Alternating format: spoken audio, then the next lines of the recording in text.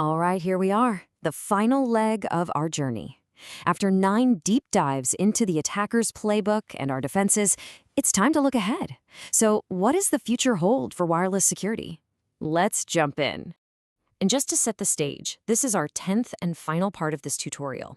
We're drawing from a far more comprehensive report, Wireless Hacker Evasion Techniques and Countermeasures by Virtualization Options LLC. For today, we're zeroing in exclusively on Chapter 10 to really understand their forward-looking strategy. You know, the report kicks things off with a quote that just hits the nail on the head. This isn't a field where you can set something up and just forget about it. The battlefield is constantly shifting right under our feet. New tech, new attacks, new defenses. It's just this relentless cycle of innovation on both sides. And that brings us to our first big idea. We have to think of this as an evolving battlefield. Seriously, the strategies that protected us yesterday, they're already on their way to being obsolete. Attackers aren't just recycling old tricks. They are inventing entirely new ways to get around whatever we put in front of them. So here's the crucial point. We have to stop playing catch-up. If your security is purely reactive, it means you're always one step behind the attacker. The report argues we need a fundamental shift. We've got to start making proactive investments and architectural choices today to counter the threats that are coming tomorrow. And making that leap? Well, it all starts with a new mindset.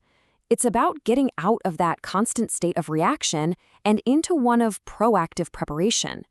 And this isn't just about buying a new piece of hardware. It's a complete change in your security philosophy. Which, of course, raises the big question, right? If the landscape is always changing, how on earth can anyone possibly stay ahead of the curve? It can feel like an impossible task for sure, but the answer really lies in how we approach the problem itself. Now, what I love about this is the contrast it paints. The old, reactive model is basically just incident response. It's like being a firefighter. An alarm goes off and you run to fix it. But the new, proactive model, that's about being an architect. It's about building a system that's resilient by its very design, one that anticipates that new, unknown attacks are going to happen and is flexible enough to adapt. And this is where the core of that proactive strategy really comes into play, defense in depth. The idea is so simple, but it's incredibly powerful. You don't just rely on a single wall to protect your castle, right? You build multiple overlapping layers of defense, from the physical layer to the protocol, all the way up to behavioral analysis, so that if an attacker manages to bypass one, they immediately smack into another one. Okay, so we've got the philosophy down, but how do you actually do it? How do we put this mindset into practice?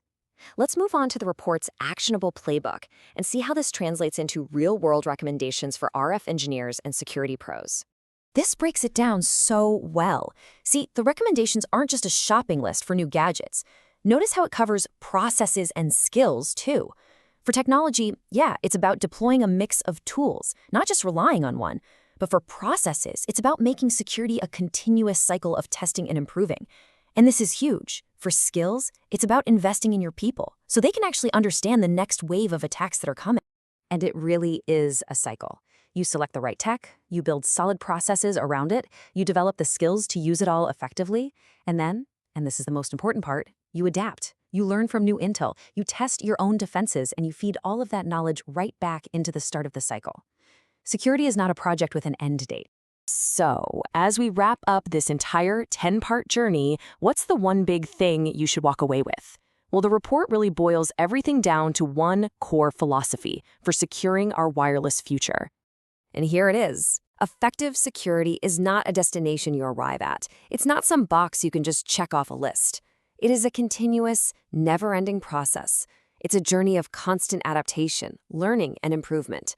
A point really driven home by the research from Virtualization Options LLC. And finally, the report leaves us with a dose of realism that is, frankly, incredibly empowering. The goal isn't perfection. Let's be real. You will never prevent 100% of attacks.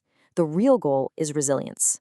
It's about making your environment so difficult and so costly to attack that you scare off most adversaries while making sure you have the muscle to find and fight the sophisticated ones who do manage to get through. And that brings our entire series to a close. We've talked about the attacker's tools, their evasion techniques, and our countermeasures. Now, the final question is for you to take away. When you look at your own environment, Is your security strategy built for the past, or is it truly ready for what's coming tomorrow? Thanks so much for joining me on this deep dive.